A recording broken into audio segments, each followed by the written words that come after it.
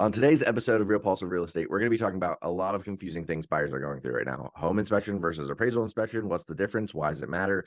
The breakdown of closing costs, how to figure out monthly payments, and why interest rates just keep changing almost daily. Really looking forward to talking. Stick till the end, like and subscribe, and can't wait to share more. Bounce. It says the meeting's being recorded. Do you want to stay or you want to go? That's what it just popped up Get with. out of here. Just leave. All right, so welcome back to another episode of Real Pulse of Real Estate with myself and David Beheimer. Today, we're going to go ahead and talk about buyers can get really confused in a lot of things when it comes to the home buying process, right? So let's jump in first. What is a home inspection and what is an appraisal inspection, and are they the same thing? I'm going to ask you that first and see what knowledge we have. What the lender's perspective is. Yeah, I mean, so I always tell my clients the appraisal inspection is for the lender to judge the value of the home, or if we're getting like a rent schedule done or things like that. So basically, the appraisal inspection is strictly for you to know you're buying the home that is valued at what you're buying it at, or more or less, however that shakes out to be. And it's also for us as the lender to make sure that we are lending the proper amount of money, because if you're buying a $200,000 house, you had it appraised for 175. We're not going to give you an extra $25,000 to go furnish the new home. We have to bring that loan amount down to match the new appraised value. I do want to say not just you, no lender is going to be like, oh, hey, here's extra Anybody, money. yeah, right. No lender. Now, I always tell people the home inspection, while it is optional, that is one of the things that, even me being on the lending side, I always recommend anybody gets it. If, I'm ever dealing with someone who's not working with a realtor or anything like that, I'm like, listen, I can't tell you what to do, but I would highly recommend you get an inspection, because I always tell people that is for the protection of yourself. You're going into the home, finding out, is the furnace about to go out? Is there, are there any foundation issues? Is there water damage? Anything like that, they're going to go in and kind of take a look at. So that's usually what I tell people, is that the home inspection is for you and the mechanics of the home.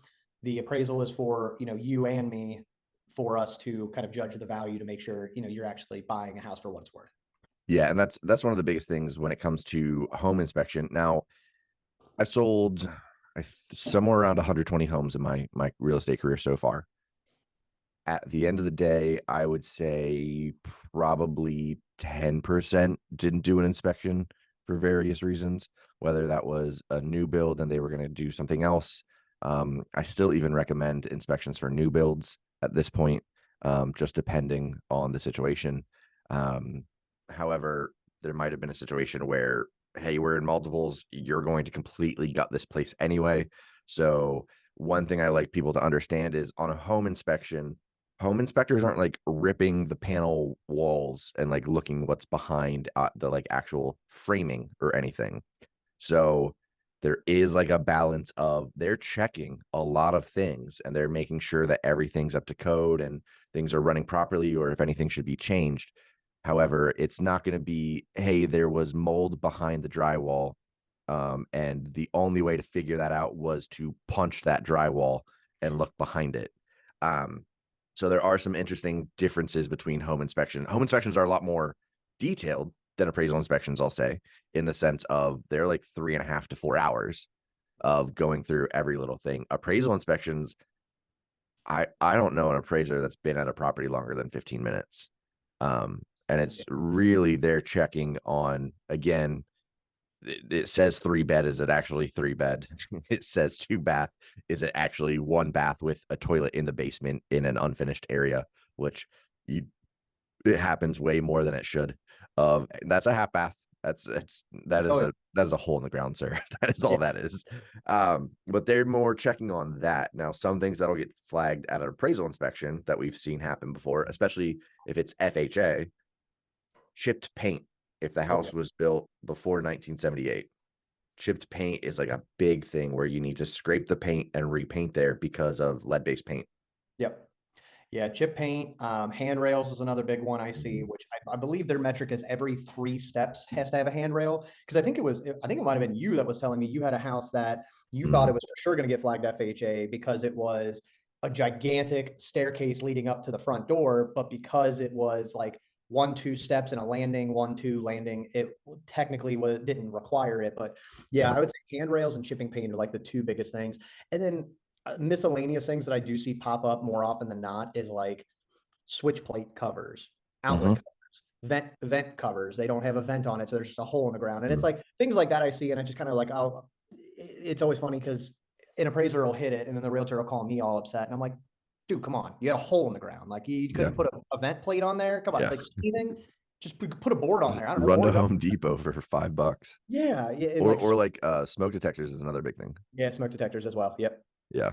Which that's like so funny to me that people just don't do it because I mean you can go to Home Depot and for like $15 you can buy the sticky ones that have batteries. You can just slap it on the ceiling for Mhm. 15 bucks and then you don't got to worry about it. And then with that, like if somebody bought my house, I would want them to have smoke detectors. Like Yeah. I would feel mortified if my house burned down after I sold it and it was, oh, the family wasn't alerted because they never had smoke detectors. Like so Yeah. some of the things that I see people get upset about on appraisals when they get hit, I'm like really a handrail? You had a 14 step staircase and you just sold your home to a 75-year-old woman. Like you don't want her to have something to hold on to. Like it's just Yeah. things like that that I guess it's like for me just being on the lending side, it's why wouldn't you want somebody to have that? But I get it. Like at the end of the day, realtors want to protect their sellers and things like that. So And it's protecting the client that wants to work with you, right? That hired you yeah, for the job. yeah, I mean, honestly, probably some realtors are out there and are like, yeah, this is dumb that I'm even going to you, but I'm coming to you because of my client. There are some buyers that are even like I've had buyers where we didn't run into issues, but it's we closed on a property. I knew they were gutting the whole thing. I knew new carpet, new flooring throughout the entire place, new paint on the walls, new everything, yeah, cabinets, all that. So if they had gotten flagged for smoke detectors or whatever, they were like, we were going to move those anyway and completely redo the ceilings because the ceilings yeah, need to be redone.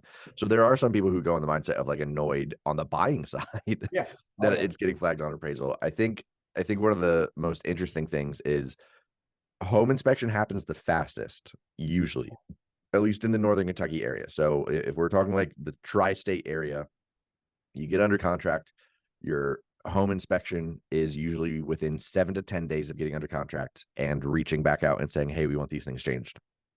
Normally home inspections are about 500, 550 bucks for a whole home inspection. If you want to add things like radon gas or pipe, like what do I think is scoping in the like your sewer pipes, that's going to be more. However, it's your typical home inspection is going to be 500 bucks. yeah, From there, this is where it gets interesting with like what lender the buyer has chosen of when the appraisal is ordered. yeah, The good in the good lenders do what you guys do. The not so good lenders don't understand that appraisers, although it's slowing down because refinances aren't as hectic anymore. I mean, there were appraisals taking 3 weeks to get back the report and everything, and it was costing us time to close oh because yeah, the lender just waited. yeah. It's just not something you can do. Yeah, and you brought up a good point too because like appraisers definitely are getting slower. Like I ordered an appraisal Monday Mhm. uh at like 3 p.m. or something, which was Columbus Day, Indigenous People Day, whatever you celebrate. But um I ordered it Monday at 3 p.m. The appraisal inspection took place Wednesday at 11 a.m. So like appraisers definitely are slowing down. So that's why like I used to just immediately, like without even asking, just immediately order the appraisal as soon as somebody got under contract. Now, because my appraisers are getting out there so quickly, Mhm. I've started going to the client and say, like, hey, are you through inspections? And then if they say yes, Yeah. we are, that's when I'm like, okay, cool. I'm gonna go ahead and order this because I have had it where I ordered the appraisal immediately when appraisers started slowing down, and all of a sudden they got out there and they went in and out, got the report back before the client even went through inspections, and then the Mhm. client ended up backing out of inspections. So then obviously I have to eat the appraisal at that point because I'm not going to say, oh, well, sorry, you told me you wanted to go through this house. Here's 500-600 bucks, pay me. Like, so Yeah. I wasn't, so yeah, so obviously we have to eat that at that point. But yeah, no, so lately I have been asking clients, hey, are you through inspections? Because if so, let's just go ahead and get the appraisal on the book. If they're like, hey, no, no, no, we're still waiting, then I'm like, okay, well, I'm going to go ahead and send you the payment link. We're going to get the appraisal like kind of set up, but they're not going to go out there until you pay. So just hold off paying until hey, I am moving forward, because they'll probably get out there within the next 24 to 48 hours. Yeah, and that's I think that's the right timeline of making sure they Yeah. actually still want to buy the house and then make sure the house is actually worth what they want to buy it for. Yes. And again, ordering it sooner in like the 2021, 22 years, that makes sense because because so many people were refinancing, there were so many more appraisal jobs. Oh yeah. Appraisers were just taking 2 weeks to even respond to an appraisal request, let alone actually get out there. Yeah. Now you're right. I mean, depending on the appraiser, it's, hey, I could be out there tomorrow at 12 o'clock. Is anybody going to be there? Is it okay? And Yeah. that's another thing I do like to let people know of, a little bit of a difference of the home inspections for the buyer. The appraisal is really for the lender, also to protect the buyer at the end of the day. Because let's be real, if it appraises high, great news for the buyer, and we just don't say anything to the seller. If it appraises low, we need to negotiate with the seller. I'd say 50%. There's like 4 different options. 50% of the time, it's the seller just drops to that price point. Yeah. And that's what we do. There are some times that the buyer brings extra cash to make up the difference. There's a lot of different ways. The best case for a buyer is, okay, yeah, it's worth that. We're just going to drop to this and call Yeah. it a day. But when it comes to like the actual time frame, it's a lot faster now, right? Oh yeah. Appraisals uh are, again, take really 15-20 minutes, if that. And then at the end of the day, the other thing I do like to know, what my sellers know, is you can be there for the appraisal. Like that's no big deal, especially for it's very common to have clients who work from home nowadays. Oh yeah. The thing that I really don't want you there, and please get out of the house, is the home inspection. Yeah. A 4-hour home inspection with the seller there, and typically the buyers show up at the last hour to go through everything, get a familiarity of like, okay, here's what's going to be on the report, here's why I put it, things like that. It is so awkward to have the seller there trying to like talk to the inspector and everything else. Yes, exactly. So, home inspection, buyer attends, seller shouldn't be there. Appraisal inspection, buyer, don't even worry about showing up.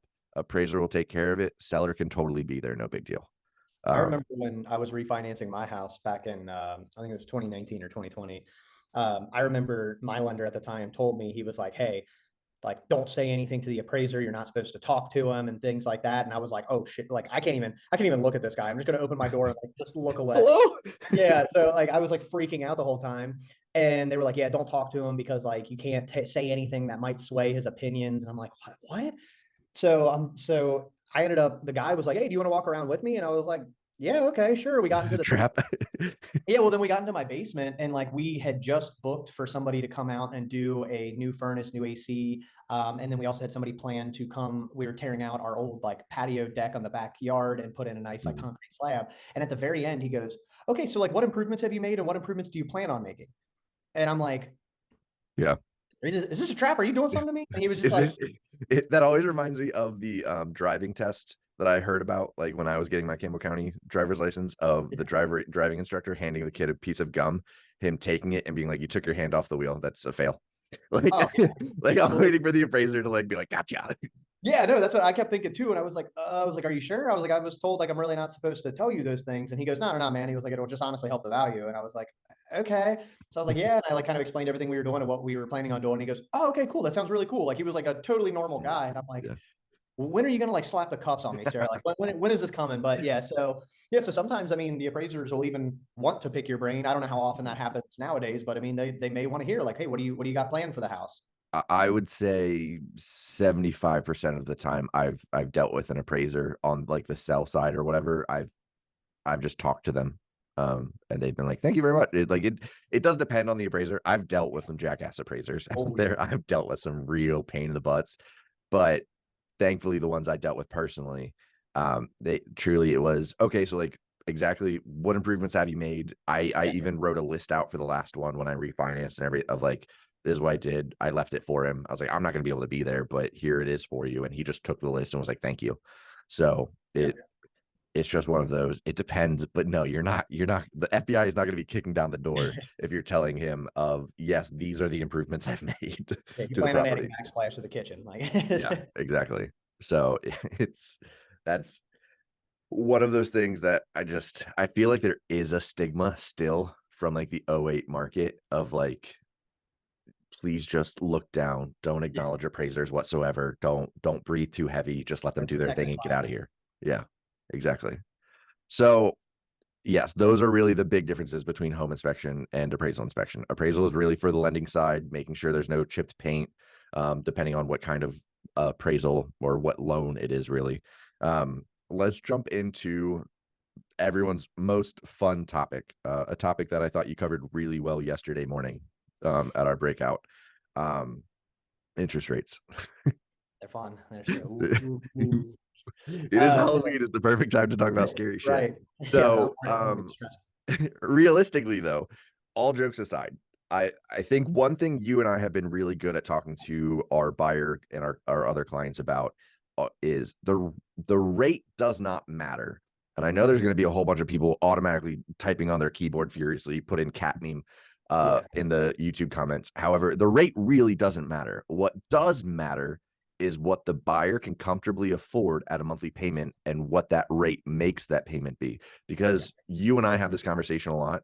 If you can't afford it, or if you're really pushing it on your finances, don't do it. yeah, Don't buy a house.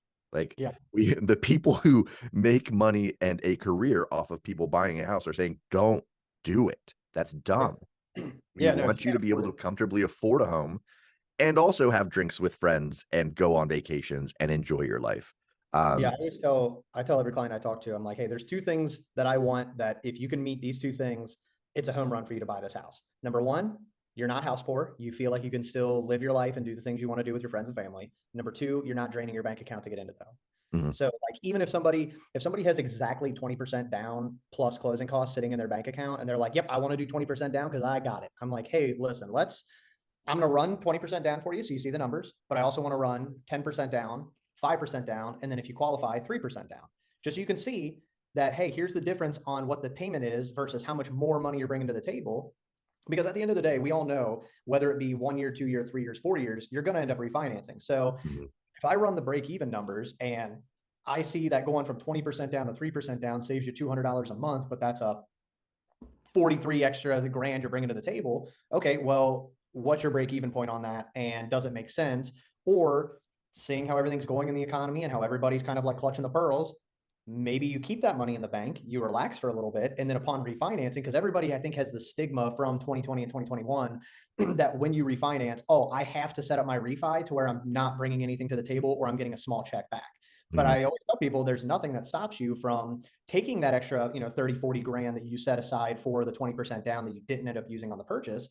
You can then use that to, if you don't have enough equity, buy out the PMI. mhm. If you you want to buy down points, we could max out the amount of points that you're able to buy on the home to get your rate as low as it possibly can go. So to where hopefully you never have to refinance again. So like there's other better uses for that money. And I mean, shoot, you and I were just talking about it the other day, I think, where it was like Apple Savings is paying 4.15% APY on their money market account. Like most money Yep. market accounts are paying anywhere from 4 to 5% right now. So take that money, put it into a money market account, let it sit until you refi. It's liquid in that money market account. Pull it out when you're going to do the refi, and then do it that way. And then your money's making money, and you're being smart with it instead of just throwing it on the roof of the house so you can flex on your friends that you got an eighth of a percent lower interest rate than them. Yeah. Yeah, exactly. And I think there's more options out there than what people are aware of Yeah, when it comes to that. But that is one big thing that we always have the conversation with of if this isn't something you're comfortable with, or if this is pushing it, because you could buy a new build for all we care. yeah, Draining your bank account, new fridge a month later can go out still. Like, it's yeah, still a possibility for things to go wrong. We want you to be able to afford to replace that fridge, have somewhere to keep food, things like that, yeah, that you're not just feeling like you're absolutely trapped at home. So yeah. I yes, would like, again, the rates really don't matter. What does matter is buyer affordability. Yeah, and your Now comfortability. that's its own thing with inflation and everything that we can dive into at a different time. But all we are saying is it really doesn't matter what the rates are as long as you can comfortably afford what your payments are. Well, Um, something else that I always try to tell people to think about is, I mean, unless you're dealing with a very nice landlord, which I feel like is maybe 5% or less of all landlords. mhm, If I'm an investor who's buying a home today, and let's say that for an investment rate, it's 8, 9% today, or nine, yeah, let's just say 9%. I'm renting that house out based on 9%.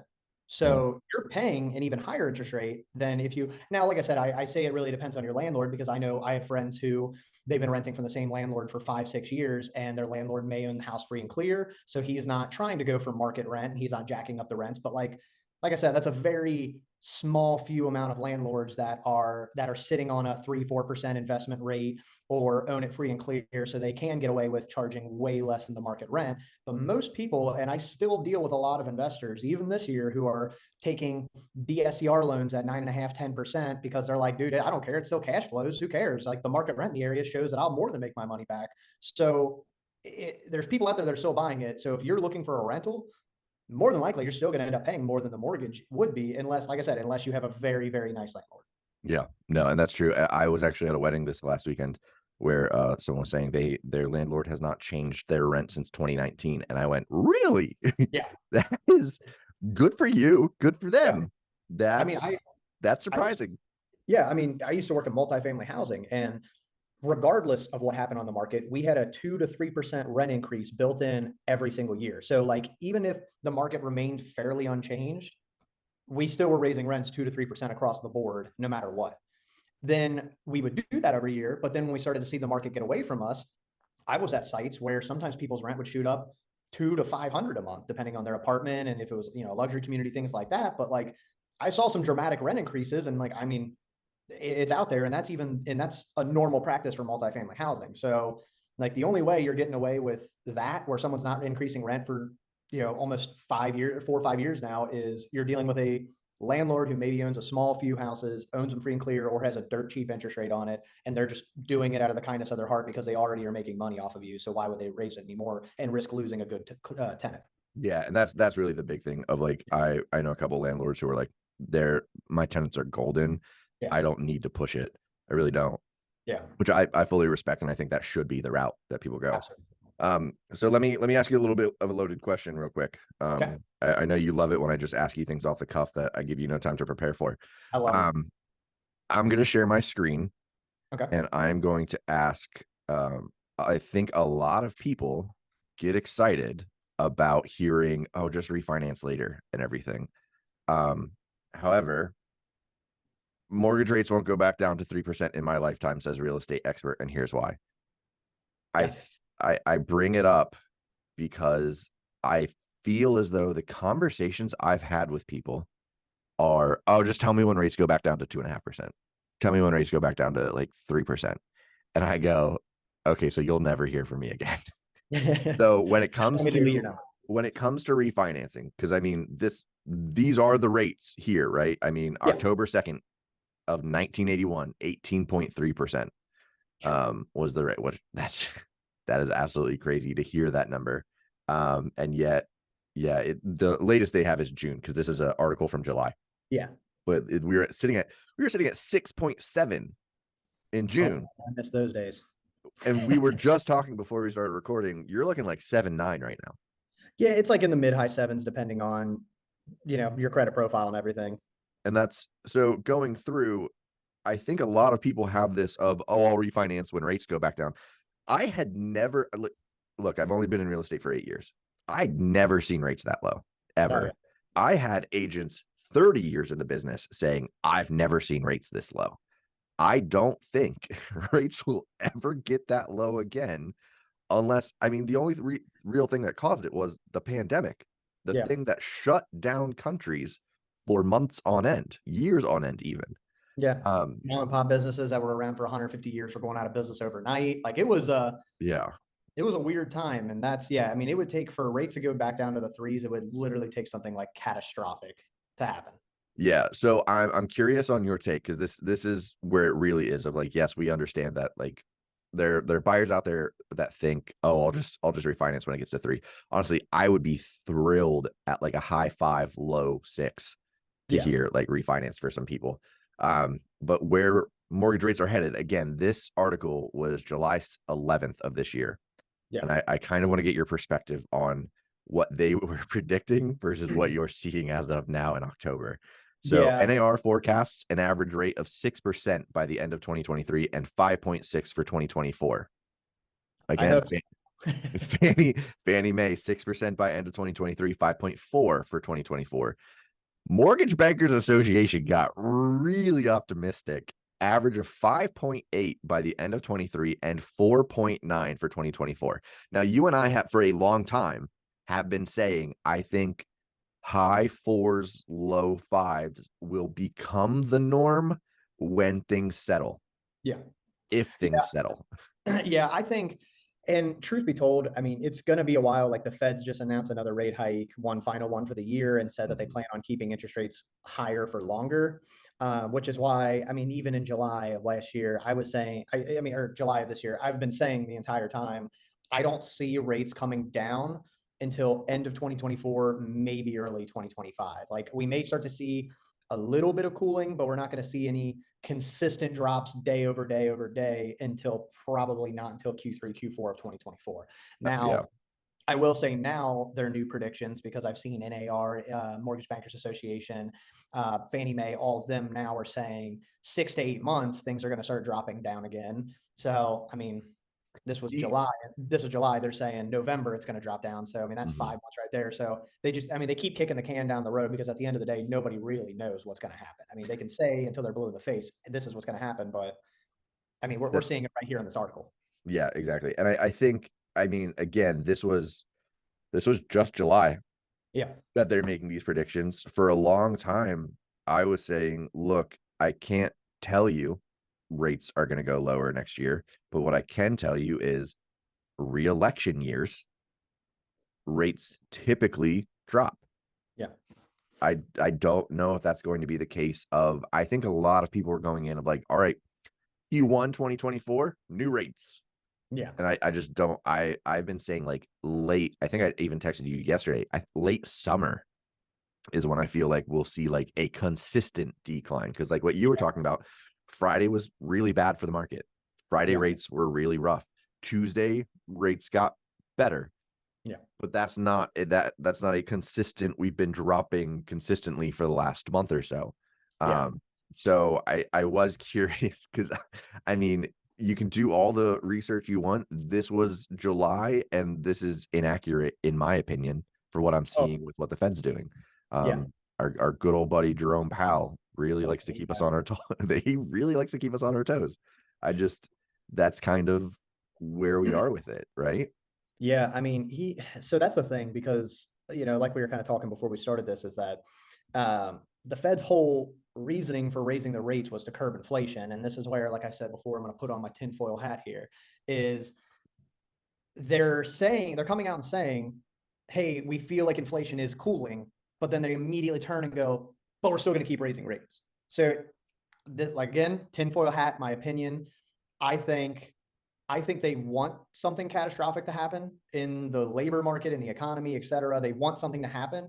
So that's going to be their reason for, oh, look at us, we're saving the day. Now we're cutting rates. Mhm. So I don't think, and I know they kept talking about like soft landing, soft landing. I think it's about to be a hard landing. I think it's going to be raising until stuff just goes out of control and something, I don't want to say catastrophic happens, but I think there's going to be some sort of job related recession that comes on. And then Mhm. that is when they're going to say, oh, hey, look how good we are. We're actually now saving the day by cutting these interest rates and making everything more affordable. So that's again me, just some podunk kid out of Northern Kentucky with a tinfoil hat on. But that's what I think is. I think that's what they're kind of pushing us towards is some Mhm. sort of event that is going to give a good blow to the economy, and then that's when they're going to come in and step in to save interest rates. And until then, it's going to be like, slow climb up, maybe a little dip down on a good day, and it's just going to be riding this weird wave until things start to cool off. But like you said before, I mean, it is an election year next year. It's a re-election year next year, Yeah. so Yeah, I was gonna say historically, that's really the key, but like election years, yeah, they want to keep people happy. Re-election is really the bigger of we want to keep people happy. yeah, So yeah, I am genuinely curious of again, I don't think rates will just drop like that the second the ball drops on New Year's. But I do think like late summer we might start seeing I see I'm just so at this point I've followed so much news and I'm like they were saying rates are going to be 4.5% right now. Like yeah. right last year, Fannie Mae had the prediction of oh no, we'll be back at 4.5 by like summer of 23.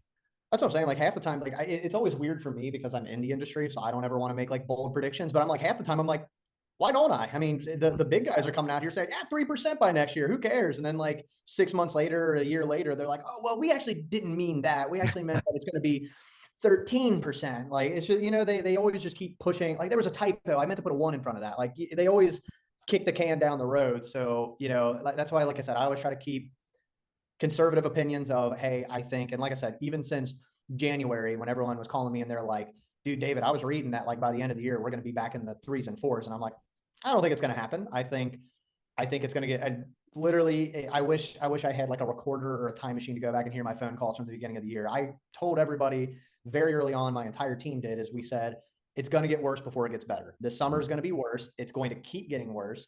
And then we said, maybe, as a very optimistic view, we said maybe by Q1, Q2 of 2024, we'll start to see the tipping point start to go into our favor. But now, as I've seen everything go over the last few months, I'm like, I really don't see it happening until Q3 at the earliest, but that's Mhm. just offshoot opinion.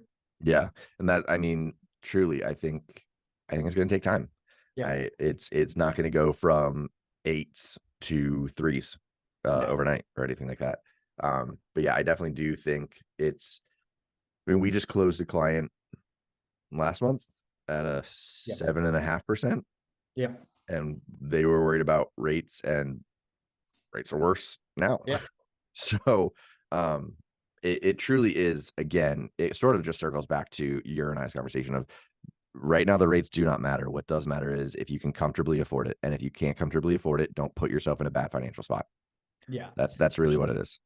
I also want to pull up, because this is another thing I talk to my Are clients. you able to share screen? I think you are. Yeah. I just want to. Good. Okay. So I'm going to share this real quick. Okay. You can see my screen now. Yep. Cool. You can see that I have a tab for you as well. A nice little, Little folder. Jeez, I don't even know. I want to know what's in all that. I think it's just all of our Google Docs. So here's one thing that I tell people is that, okay, so let's say, because right now everybody knows, rates are in the mid high sevens. So principal and interest, 250 home, 3% down, 7.5% rate. Your principal and interest is about 1696. Not including So insurance and tax, just so people yeah, are aware.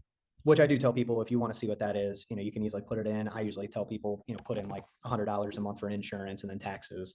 I usually try to make it dollar for dollar, but and then, yeah, you don't need this, but either way. So I always tell people, like, okay, we saw in 2020, 2021, we saw people going in 30, 40, 50K above ask at those lower interest rates, which made sense at the time because, I mean, we saw them appreciate much higher now. And when you're getting a rate at 2.5%, 3%, I mean, it's basically free money. So who cares how much over you're going? Because kicking 50,000 across 30 years at 2.5% is nothing. But going more realistically with it, so 1696 principal and interest on a 250 home, 3% down at let's just say the current rate of 7.5%. Let's say next year rates drop down to 6%. If you bought that house now, you're refinancing to drop your payment by almost $200 a month. If you're waiting and you now got to buy that house for 300,000, you're now spending $50 more a month to buy that same house just to get a 1.5% lower interest rate. And then the difference is that between these two, if you bought at 250 and the house is now worth 300 when the rates drop down to 6%, you are now missing out, or you missed out on that $50,000 in equity that was built out over the appreciation of that home appreciating because the market went into a frenzy. Yep. So, I mean, if we go to 5.5%, so even if rates drop down to 2 full percent, you are really only saving, what was that, $40 a month? Yep. But you're missing $50,000 in equity. Yeah. So that's what I always tell, like my new little tagline I've been telling people is I say, hey, listen, a 2% lower rate, spending 50,000 more on a house is a lot closer than you think to what you're paying today for the house without getting the equity. Yeah. And That's the crazy part. yeah, like I mean, now don't get me wrong, if it did have a dramatic drop from 7.5 to back to 3.25, okay, well, yeah, there we see a dramatic drop, and maybe it does make sense to wait. But is it going to happen? Probably not. Even the experts were saying high 4s, mid high 5s. So like we saw, even going to the mid 5s, you're really only saving $40 a month, and you're paying 50,000 more for a house. So I mean, that's what if we go. That's $1,500 extra out of pocket off the bat if you're staying at the 3% down, and yeah, so you're losing the equity, you're spending more out of pocket day of, and your payment really is only changing by like 30, $40 a month to spend 50,000 more on a house with a lower interest rate. That's like the big thing I've been trying to tell people. Cause I mean, I tell like, I get it all the time when I'm talking to someone on the phone and I say, yeah, your rate's going to be, 7.5%. They're, ooh, what? Well, it's 7.5. And I'm like, Trust me, I don't like it either. My job was a hell of a lot easier when I could pick up the phone and go, yeah, 2.5%. All right, you're locked. Have a good one. Like my job was so much easier. I loved it. I don't like having to sell, 7, 8% rates, but the reality of it is what it is. And Hmm. it's especially in our area, because I mean, I think Nick talked about it yesterday in the breakout, was we're in such a weird little bubble here Bubble. Yep. in Northern Kentucky. And I know when people hear bubble and housing, they're like, oh, bubble, it's about to pop. But it's like it's a protective bubble. It's almost like it's not a bubble, it's like a force field. Like Hmm. we just don't get as much craziness of these other markets. Like, I mean, 2020, 2021, the Houston market in Texas, I would see videos of people that in open house would have hundreds of people lined down the block, just literally running in the house, and they would get 50 plus offers every open house because it was that crazy. And their market is already just not, I don't want to say tanking, but it's Hmm. dropping dramatically. Whereas I said it, and I still say it to people all the time, especially if they're moving from out of state or if they're, grew up in this area their whole life, I don't care. But like even in 2020 and 2021, when I would talk to clients, I'm telling people, listen, go on Zillow right now and tell me where you can live within 10 to 15 minutes of a river city in a Hmm. decent neighborhood where you feel like safe. And if you forgot to lock your door that day, you're not like scrambling to run back home. Like you're in a decent area within 15 minutes of a river city, and you can buy something for less than 300,000. You, it doesn't exist outside of the Cincinnati, Northern Kentucky market. It literally Yeah. doesn't. So Yeah. that's where I'm like, yes, because I get in arguments all the time. I try to refrain from arguments now, but I talk to like my friends and stuff who are like, my parents bought their house for 120,000 back in 1990. How is it worth $500,000 today? And I'm like, well, I mean, there's a lot of growth that's happened. I mean, have you seen Hmm. Covington 10 Yeah. years ago compared to today? Have you seen Over the I mean, Rhine 10 yeah, years ago? OTR is a great example of when I lived here in '08, you don't go to OTR. Yeah, like I remember, I mean, parts of Covington you didn't want to go too late at night in. Like it was weird. Now I spend most of my weekends just walking around Covington. Sarah and I will get dinner. We're leaving Covington, walking across the bridge, walking through Smale Park, 10, 11 o'clock at night, walking back.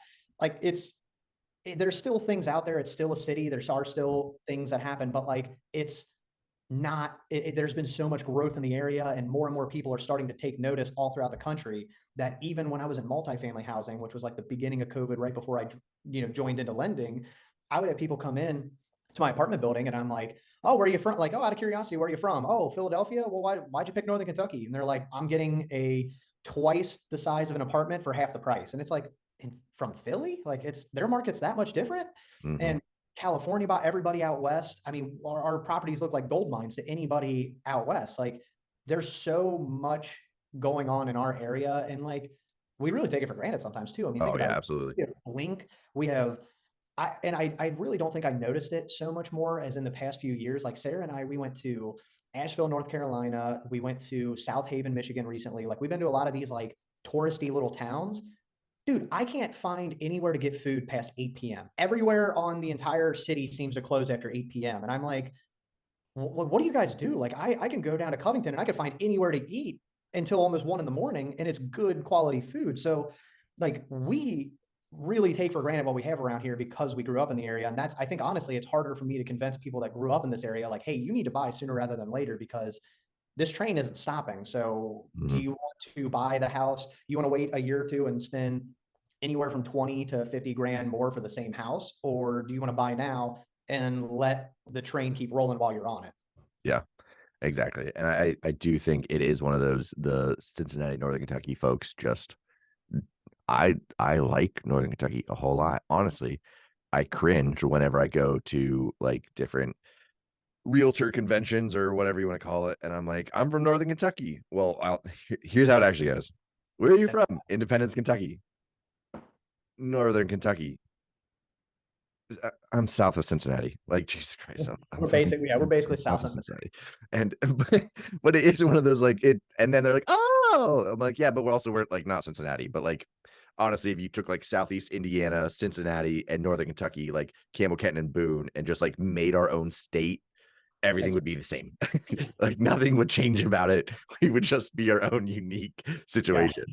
Um, but it is one of those of like Newport Aquarium, one of the top aquariums in the yeah, U.S. Cincinnati Zoo, one of the top zoos. We have top hospitals. We are yeah, apparently, I know this because Emily has celiac.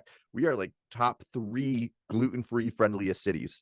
yeah. Um, in the area. But again, you grow up here and you're like, whatever, same old shit. Reds suck. Yeah. FC Cincinnati is gonna blow the playoff. Like it's just same old shit, different day.